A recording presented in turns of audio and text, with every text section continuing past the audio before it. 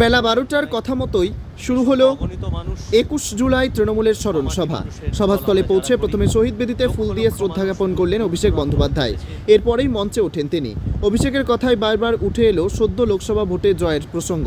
24 লোকসভা ভোটের অন্যতম ইস্যু হয়ে দাঁড়িয়েছিল সন্দেশখালী। 21 জুলাইয়ের মঞ্চে অভিষেকের কথায় উঠে এলো সেই সন্দেশখালীর প্রসঙ্গ। অভিষেক বলেন, সন্দেশখালীকে হাতিয়ার করেছিল সেই লোকসভা বসিরহাটে তৃণমূল 3 লক্ষ বেশি ভোটে জিতেছে। আমি ডায়মন্ড হারবারের মানুষকে ধন্যবাদ জানাই, যারা বলেছিল ডায়মন্ড হারবারে 3 নম্বর হবে, তারা আমাকে 7 লক্ষের বেশি ভোটে জেতালো। সন্দেশখালীর ভিডিও কাণ্ডের প্রসঙ্গে এদিনের বক্তৃতায় বারবার টেনে আনলেন অভিষেক। 21 সভার অভিষেকের বক্তব্য দেখা গেল লোকসভা ভোটে তৃণমূলের সাফল্যের উচ্ছ্বাস। তিনি বলেন, ওরা মোদি, ইডি, সিবিআইয়ের গর্জনে বিশ্বাস করেছিল, আমরা গরিব মানুষের গর্জনে বিশ্বাস করছিলাম। তবে আত্মতুষ্টি নয়, সংযত হওয়ার বার্তাও দিলেন তৃণমূলের সেনাপতি। অভিষেকের কথায়, যদি ভেবে থাকি আগামীর লড়াই জিতব, আমরা জিতব, কিন্তু আত্মতুষ্টির জায়গা নেই। আমাদের 2016 থেকে বেশি ভোটে জিতব। শৃঙ্খলা পরায়ণ হতে হবে, সংযত হতে হবে, জানালেন অভিষেক।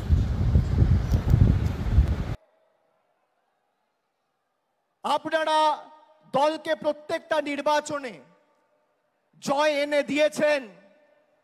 এই যে কোটি কোটি মানুষ, লক্ষ লক্ষ তৃণমূল কংগ্রেসের সমর্থক কর্মী, বিজেপি টাকা দিয়ে কিনতে পারবে না, যত টাকা থাকুক।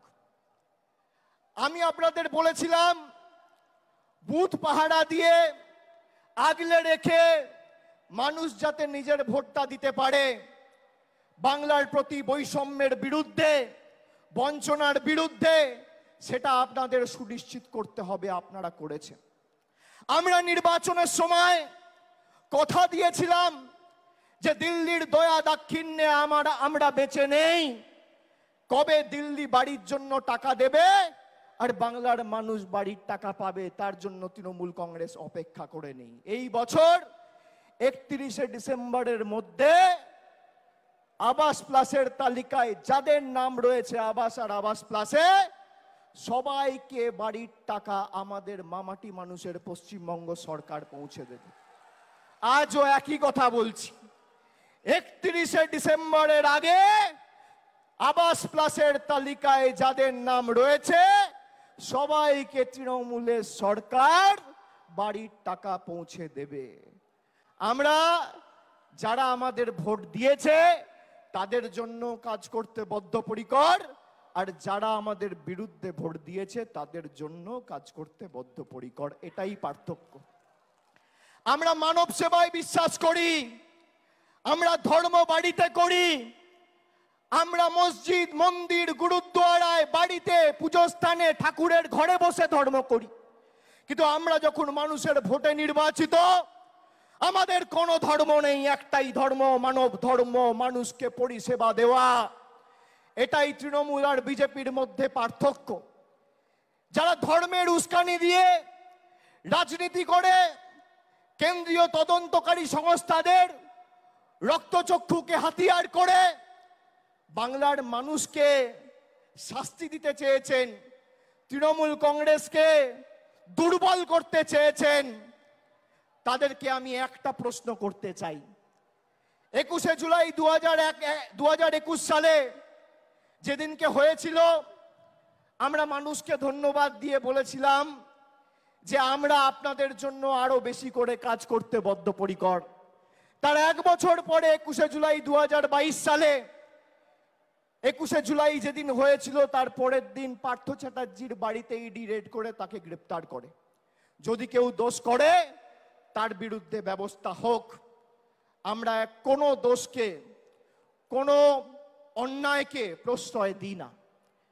কিন্তু এসএসসি কেলেঙ্কারি বা টেট, তথাকথিত এসএসসি বা টেট কেলেঙ্কারির নাম করে যদি পার্থ চ্যাটার্জির বাড়িতে রেড করে ইডি তাকে গ্রেপ্তার করে, তাহলে স্বাধীন ভারতবর্ষের সর্ববৃহৎ কেলেঙ্কারি নিট কেলেঙ্কারি, সেই নিট কেলেঙ্কারিতে প্রশ্নপত্র ফাঁস হওয়ার কারণে ইডি কেন ধর্মেন্দ্র প্রধানের বাড়িতে রেড করে তাকে অ্যারেস্ট করবে না?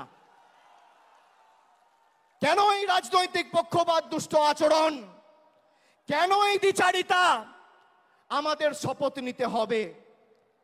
এবার তো আমরা 29টা আসনে জিতেছি, আর 3টে আসন, একদিকে বালুরঘাট, একদিকে বিষ্ণুপুর, আর একদিকে পুরুলিয়া। 15-16 হাজারের ব্যবধানের নিচে আমরা 3টে আসন হেরেছি। আর রাজ্যসভায় আমাদের 13 জন সাংসদ আছে। তাহলে কত হলো? লোকসভায় 29 আর রাজ্যসভায় 13। 29 আর 13 42। আপনারা গর্বিত হবেন শুনলে, গর্ব অনুভব করবেন।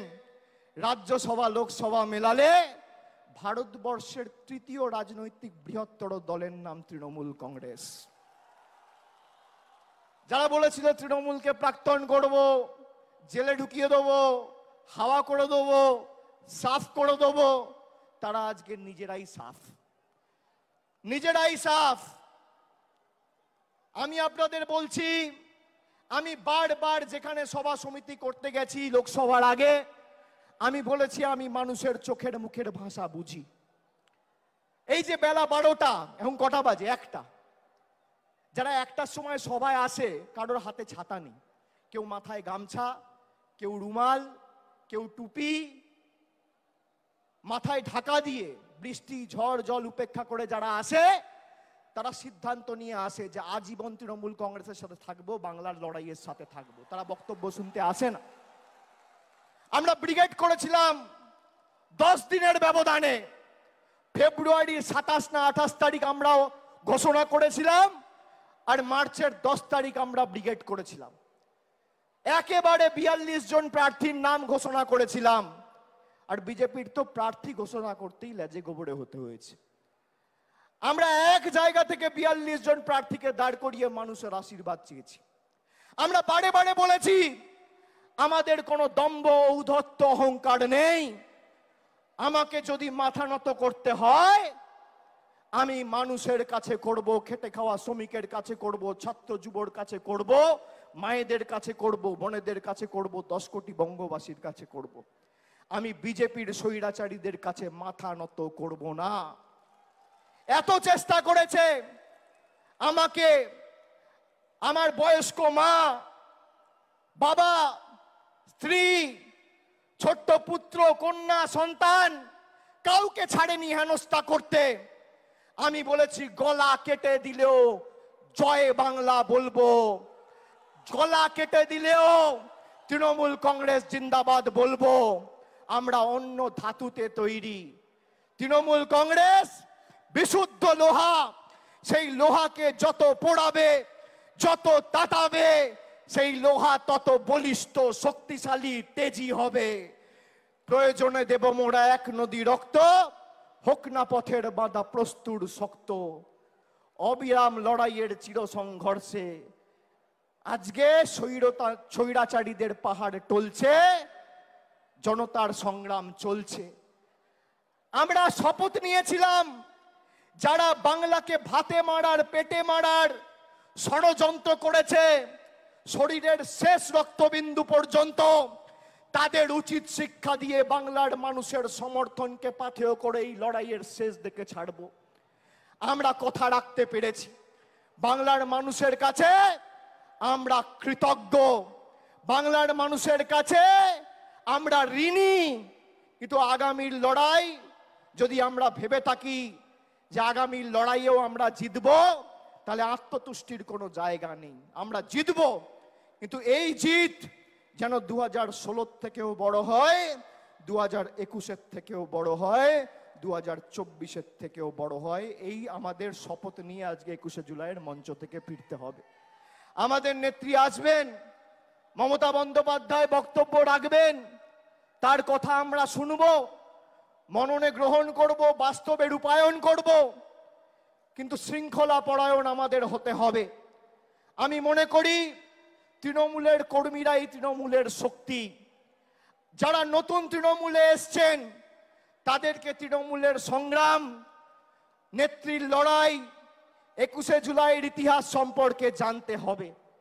আর পুরনোরা যারা আছেন তাদেরকেও নতুনকে সাথে নিয়ে আগামী দিন দলকে আরো শক্তিশালী করার জন্য মাঠে নেমে লড়াই করতে হবে।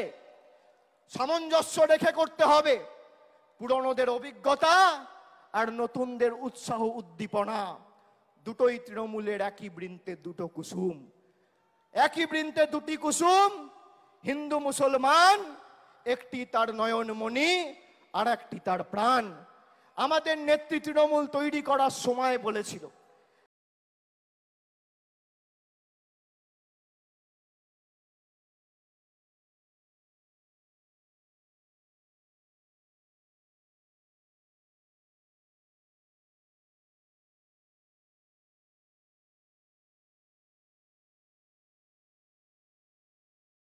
আপনি কি একজন বই প্রেমী, কিংবা আপনি কি বই পড়তে ভালোবাসেন কিন্তু আপনার পছন্দ মতো বই কোথা থেকে ক্রয় করবেন ভাবছেন? এখন আপনার এলাকায় মীরা পুস্তকালয়ে আপনি পেয়ে যাবেন সমস্ত ধরনের বই। যেমন এখানে পাবেন স্কুল কলেজের পাঠ্যপুস্তক, বিভিন্ন চাকরির পরীক্ষার বই, এছাড়া ধর্মগ্রন্থ, শিক্ষামূলক সামগ্রী, অফিস স্টেশনারি, ড্রয়িং সামগ্রী এবং খেলাধুলার সরঞ্জাম মীরা পুস্তকালয় থেকে ক্রয় করতে পারবেন।